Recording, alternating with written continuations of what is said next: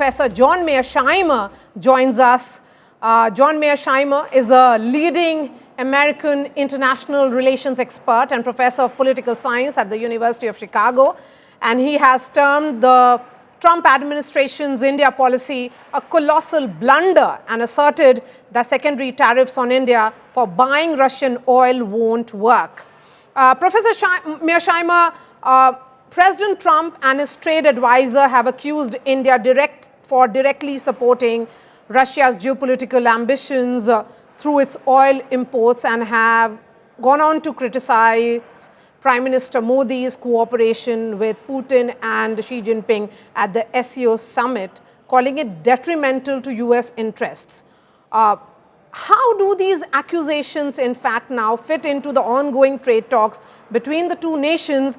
And is Donald Trump jeopardizing 25-year-old carefully crafted relations between the two democracies, something that former NSA Jake Sullivan spoke about? Well, I think there's no question that President Trump has done a great deal of damage to U.S.-Indian relations. What's quite paradoxical here is that in his first term as president, he did a lot to improve U.S.-Indian relations. And at the beginning of his second term earlier this year, when Prime Minister Modi visited the White House, it looked like U.S.-Indian relations were just going to get even better.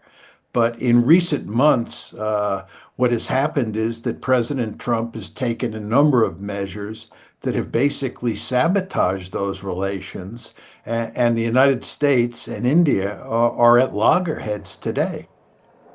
And Professor, the SCO summit at Tianjin emphasized enhanced regional security, economic integration, and cooperation as alternatives to Western-led global order. How does India's active participation in the SCO challenge the United States' leverage in trade talks?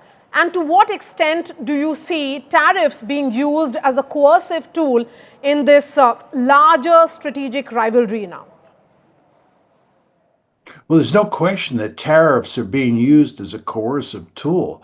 The reason that the Trump administration has slapped 50% tariffs on India is in large part due to the fact that the Indians are still trading with the Russians. They're importing Russian oil.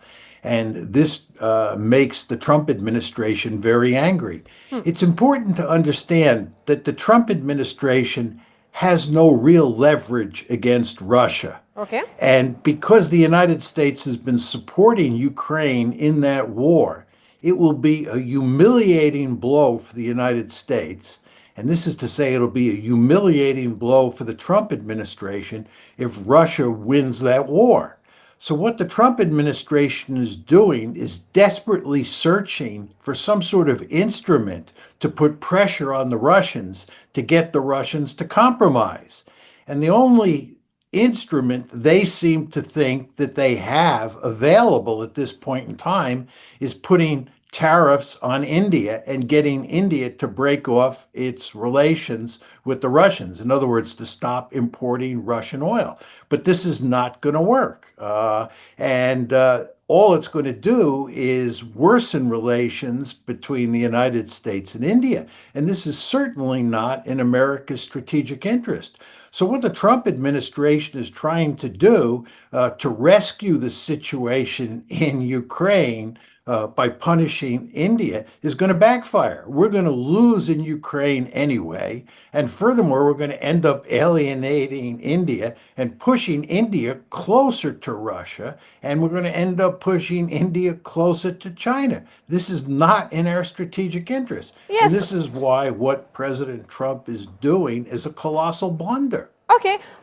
Given the Trump administration's framing of the US-India trade relationship as a totally one-sided disaster, and Donald Trump himself took to Truth Social to say so, and the subsequent steep tariffs, to what extent do you see this economic conflict reflecting an underlying power struggle consistent with your own thesis that great powers seek to limit peer competitors' rise?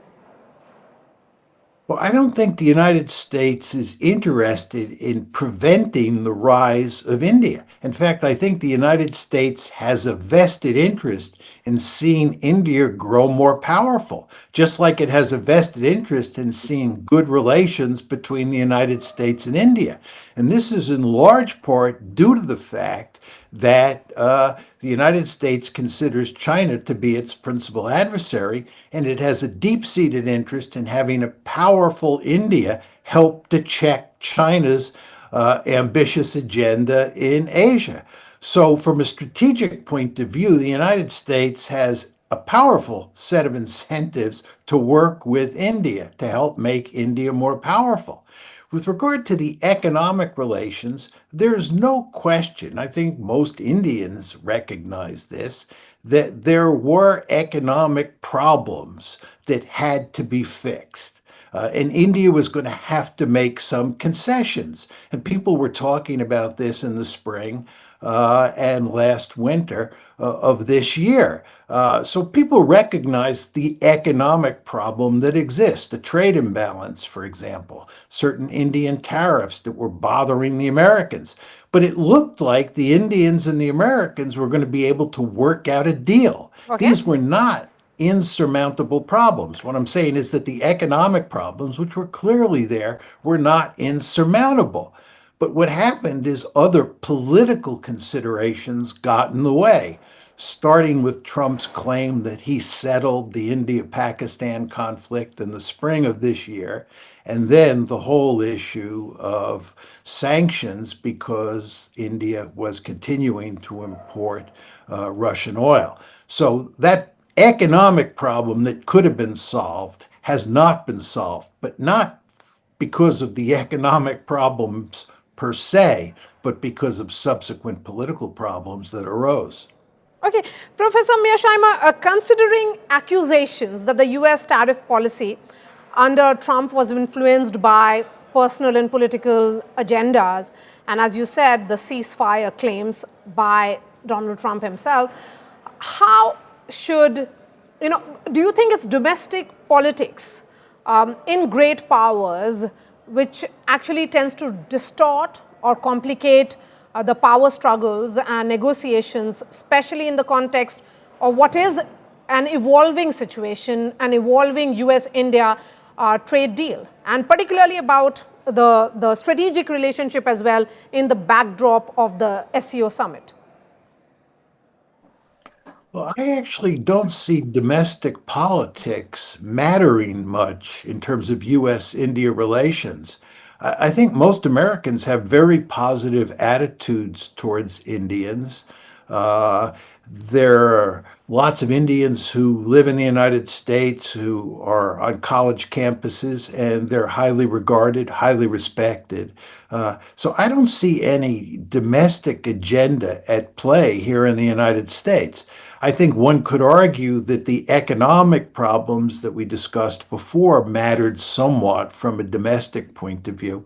But again, those problems were surmountable. I think the real problem here has to do with Trump's personality and the fact that he had to brag that he settled the India-Pakistan crisis and that he deserved a Nobel Prize and that he was greatly appreciative of Pakistan for nominating him for a Nobel Prize and hoped that India would do the same. Those sorts of things started to poison the relationship between India and the United States in the spring. And then you have the geopolitical issue of India importing Russian oil, really complicating matters. But I don't see domestic politics as an issue here.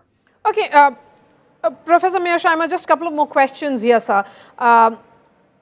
Do you think that the Trump administration miscalculated India's response? Because India so far has chosen not to respond to the belligerence of the United States. There is caution, there is measure in which India has responded. I think there's no question he miscalculated. It was a huge mistake on his part. He's now created a world in which we, the United States, have pushed the Russians into the arms of the Chinese, and we're now pushing the Indians into the arms of the Chinese. This is not in America's strategic interest. America should have good relations with Russia, in fact, very good relations with Russia, and America should have very good relations with India. The fact that we don't, and the fact that Trump has greatly contributed to this situation, just shows you that he really doesn't know what he's doing. Okay, is there a window of negotiation open here? Is there a possibility of some kind of resolution of this crisis? Well, I think it largely depends on the United States and, in particular, President Trump. And the question you have to ask yourself is President Trump going to realize that he's made a huge blunder here? As you pointed out, I think quite correctly, there's no evidence that India is going to back off. And given that India is not going to back off, and it's not in our interest to see Modi, Xi, and Putin all smiling and shaking hands together, one would surmise that Trump is going to reverse direction and he's going to try to improve relations with India. There have been all sorts of reports here in the United States that President Trump has been trying to call Prime Minister Modi, but he can't get through to Prime Minister Modi. That indicates to me that maybe Trump wants to bury the hatchet, as we say, and restore good relations. I can't say that for certain, but maybe he's trying to do that. I would be surprised if he doesn't try to do that at some point in the near future, because again, it's in our strategic interest. But if he does that, the question then becomes, how will India react? And my sense is that the Indians will not go to great lengths to restore close relations with the United States.